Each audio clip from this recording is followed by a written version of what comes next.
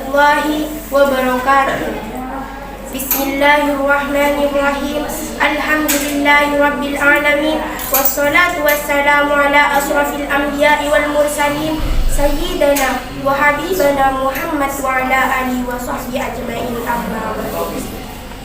Hadirin yang dimuliakan Allah, pertama-tama marilah kita ucapkan puji syukur kehadiran Allah Subhanahu wa Ta'ala yang telah melimpahkan karunia, rahmat dan hidayahnya sehingga kita dapat berkumpul pada hari yang sangat bahagia ini.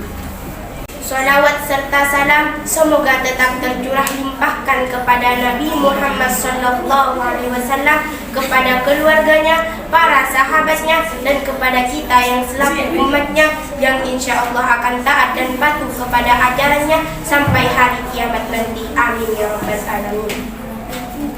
Pada kesempatan yang berbahagia ini, saya akan menyampaikan tentang suri tauladan yang ada pada dalam diri Rasulullah SAW.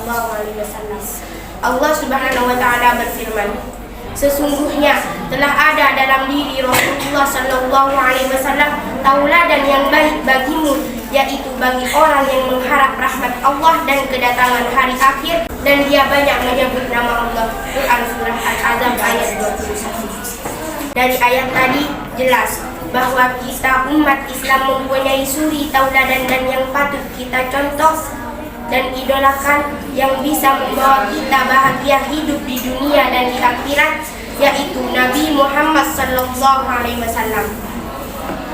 Nabi Muhammad SAW adalah seorang yang tinggi akhlaknya, baik tutur katanya maupun kasih sayangnya terhadap sesamanya, dan terpelihara dari sifat-sifat jahat.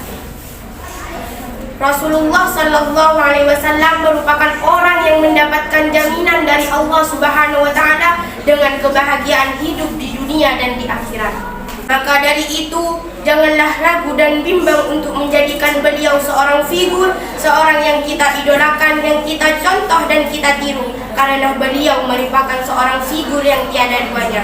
Sehingga Allah Subhanahu wa Ta'ala memuji akhlak beliau di dalam Quranul Karim. Apabila kita mencontoh Rasulullah, yang pasti kita termasuk orang-orang yang mengharap ridho Allah Subhanahu wa Ta'ala, dan kelak di hari kiamat kita tidak termasuk orang yang merugi.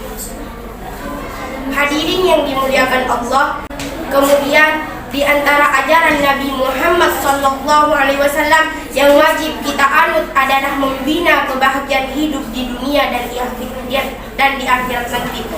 Rasulullah SAW bersabda, perbaikilah keadaan duniamu dan bekerjalah untuk akhiratmu seolah-olah engkau mati esok pagi. Dalam hadis lain, Rasulullah SAW bersabda, bekerjalah untuk duniamu seolah-olah engkau hidup selamanya, dan bekerjalah untuk akhiratmu seolah-olah engkau mati esok. Dari hadis tadi jelas bahwa kita umat Nabi Muhammad SAW harus bekerja dan berjuang untuk mendapatkan kebahagiaan hidup di dunia dan di akhirat. Kita tidak boleh meningkatkan dunianya saja dan tidak boleh mementingkan akhiratnya. Begitu sebaliknya, kita tidak boleh mementingkan akhiratnya saja dan tidak mementingkan dunianya, tetapi kita hidup bahagia di dunia dan di akhirat. Namun di zaman sekarang banyak orang yang hanya mementingkan dunianya saja tanpa mementingkan akhiratnya. Bahkan mereka sudah lupa pada pegangannya, yaitu agama Islam yang telah dibawa oleh Rasulullah SAW. Selain itu juga banyak orang yang mengaku dia cinta kepada agama Islam, cinta kepada Allah Ta'ala dan Rasulnya, tetapi jarang sekali mereka menjadikan Rasulullah sebagai contoh ataupun suri tauladan untuk dirinya. Padahal Allah Subhanahu wa Ta'ala berfirman dalam Quran surat Ali Imran ayat 31. Katakanlah, jika kamu benar-benar mencintai Allah, ikutilah aku Muhammad SAW. Niscaya Allah mencintai kamu, mengampuni dosa-dosa kamu, dan Allah Maha Pengasih lagi Maha Penyayang.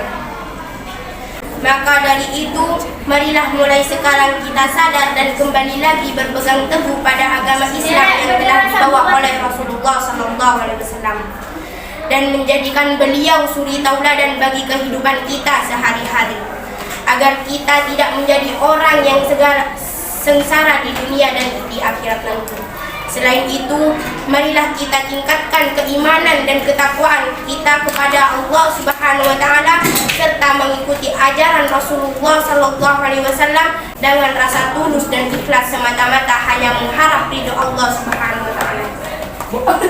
Semoga Allah akan mencintai kita dan mengampuni segala dosa-dosa kita, dan semoga kita termasuk umat Nabi Muhammad sallallahu alaihi wasallam, orang yang bahagia hidup di dunia dan di akhirat. Amin ya rabbal alamin. Demikian pidato dari saya. Mohon maaf bila ada kesalahan karena saya adalah manusia biasa yang tak luput dari dosa. Wallahu muwaffiq ila aqwamit thoriq. Assalamualaikum warahmatullahi wabarakatuh.